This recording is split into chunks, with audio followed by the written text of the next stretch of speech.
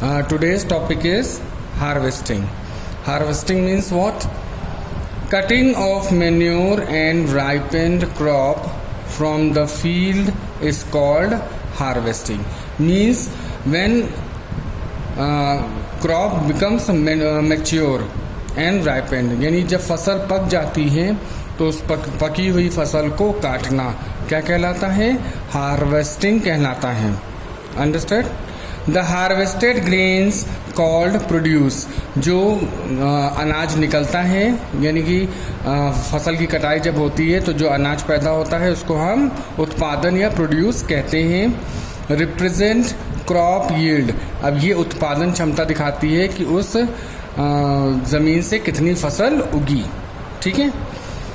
Harvesting can be done either manually और by using harvesters. अब harvesting या तो लोग अपने हाथों से करते हैं या हार्वेस्टर्स मशीन्स मंगाई जाती हैं, अवेलेबल हैं तो उनसे किया जाता है. अगर बड़े पैमाने में है ज़मीन तो मशीन से किया जाता है. Manual harvesting of crop such as wheat is done by using traditional tools such as sickle. अब सिकल क्या होता है? हसिया. हसिया आपने देखा होगा, हाफ सेमी सर्कल टाइप का होता है और जिससे काटा जाता है. बहुत तेज़ होती है, उसकी धार बहुत तेज़ होती है. तो हसिया एक ट्रेडिशनल क्या है? टूल है जिससे कि मैनुअली यानी जो इंसान है वो हसिये की मदद से क्या करता है? फसल को काटता है. ठीक है. तो एक ट्रेडिशनल टूल है. Harvesters are use to harvest the crop on a large scale. अब बड़ी बड़ी हार्वेस्टिंग मशीन्स अवेलेबल हैं. अब बहुत ज़्यादा खेत हैं, ज़्यादा अमाउंट में फसल काटनी है और लोग नहीं हैं आपके पास, तो हार्वेस्टर्स मशीन्स का इस्तेमाल करते हैं और ये मशीन्स कम समय में ज़्यादा फसल काट देती है, यानी कम समय में ज़्यादा काम करके दिखाती हैं. Mechanized harvesters called combines are used for both harvesting and threshing. कुछ ऐसी मशीन्स भी हैं जिनको हार्वेस्टर मशीन्स हैं जिनको कंबाइन भी कहते हैं. क्योंकि कंबाइन इसलिए कहते हैं क्योंकि वो हार्वेस्टिंग के साथ साथ थ्रेशिंग प्रोसेस भी कर लेती हैं. थ्रेशिंग प्रोसेस क्या होता है अभी आगे बताते हैं. यानी कंबाइन मशीन्स भी होती हैं जो कि हार्वेस्टिंग तो करती हैं, साथ में थ्रेशिंग प्रोसेस भी कर लेती हैं, तो उन्हें हम कंबाइन मशीन्स कहते हैं. However, threshing by combines give less fodder. अब मशीन से जितना भी जब थ्रेशिंग की जाती है तो उससे फॉडर कम निकलता है. फॉडर यानी कि जो बचा हुआ काफ होता है उसको हम फॉडर कहते हैं. ठीक है. भूसा वगैरह, आप भूसा वगैरह कह सकते हैं फॉडर को, वो कम निकलता है.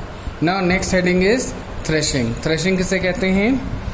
Separation of grains from the calf of the plant is called threshing. यानी कि धान जो निकलता है उसको टहनियों से, जो पेड़ों जो धान होता है वो पेड़ों में लगा होता है, उसको क्या किया जाता है? पीट के अलग किया जाता है. ठीक है. यानी सारी फसलों को गुच्छा बना करके उसको पीटा जाता है, चट्टान पे या पत्थर पे उसको पीटा जाता है जिससे कि उसमें से ग्रेन्स निकलते हैं. ठीक है. तो ये प्रोसेस क्या कहलाता है? थ्रेशिंग कहलाती है. ठीक. Chaff comprises the husk of grains that are separated during threshing. अब थ्रेशिंग में ये भी यही होता है कि जितना भी भूसा होता है वो पीट के निकाला जाता है जिससे कि ग्रेन्स अलग हो सकें. This is done either bye beating the harvested crop with the help of animals or by using machine called threshers or combines. अब या तो फिर ये जो थ्रेशिंग का काम है ये एनिमल्स की सहायता से लोग करते हैं या फिर बड़ी मशीनों की सहायता से थ्रेशिंग का काम करते हैं, या कंबाइंस होती हैं, कंबाइंस मशीन आती है, थ्रेशिंग मशीन्स आती हैं, इनका भी इस्तेमाल करते हैं जिससे कि क्या होता है? ये जो ग्रेन्स हैं वो निकाले जाते हैं. ठीक है. Next topic is winnowing. Winnowing क्या है? By winnowing the grains are further separated from the remaining piece of chaff husk. Through a winnower machine और बाय हैंड। अब विनोइंग क्या होती है कि जो भी भूसा, और जो भूसा है उसमें अभी चिपका होता है, ग्रेन्स में हल्का होता है भूसा, वो चिपका होता है। पहले तो हम लोग क्या करते हैं, जो फसल की डंडी होती है उसको उसमें से ग्रेन निकालते हैं, तो वो कहलाता है थ्रेशिंग। ठीक। विनोइंग क्या होता है कि जो ग्रेन्स होता है उसमें भी बहुत सूखा भूसा होता है, उसको भी मशीन की मदद से या इंसान अपने हाथों की मदद से विनोइंग करता है, पछोड़ता है, जिसे आप पछोड़ना कहलाते हैं।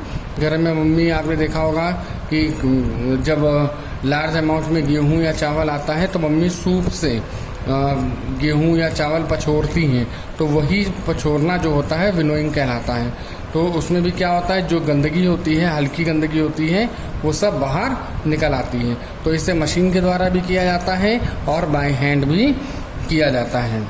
In this process calf being lighter is blown away by the wind and the grain fall straight on the ground due to gravity।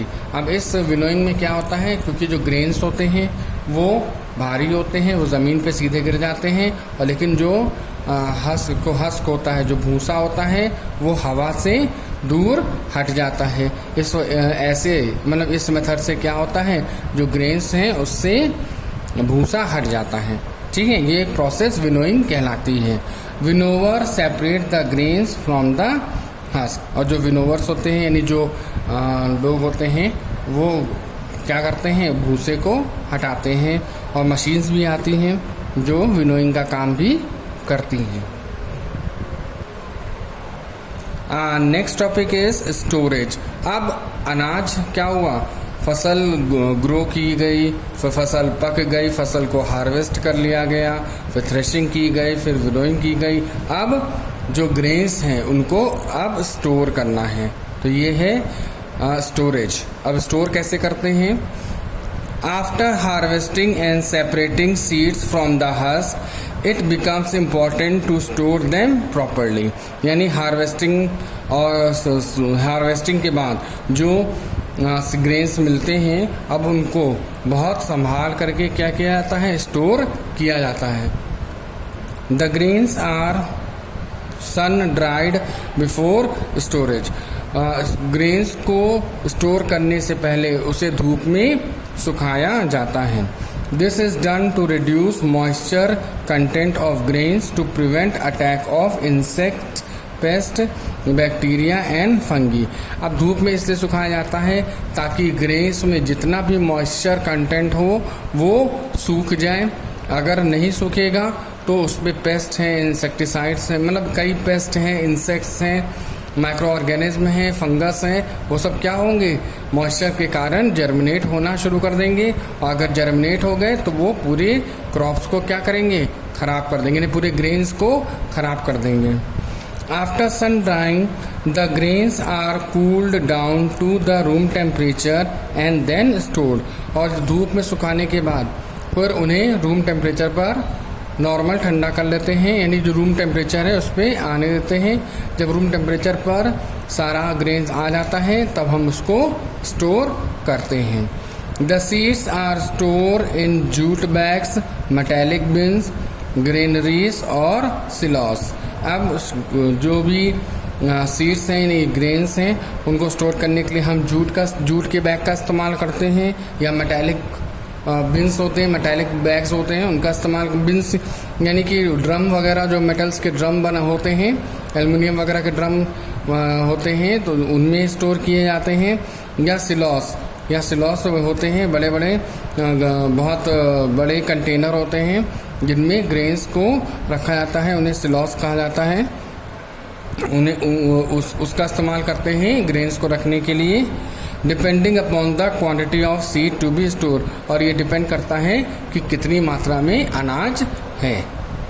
Granaries and silos are used for a large scale storage of grains to protect grains from pest such as rats and insects. अब ये सिलॉस और granaries, इसका इस्तेमाल हम करते हैं जब बहुत लार्ज अमाउंट में क्या हो, ग्रेन हो, क्योंकि लार्ज अमाउंट के जो ग्रेन होते हैं उनको हमें रैट से या इंसेक्ट से बचाने के लिए उन्हें हम स्लॉट्स में स्टोर करते हैं। These storage structures have inbuilt machineries to control humidity and temperature, thereby preventing the attack of bacteria and fungi.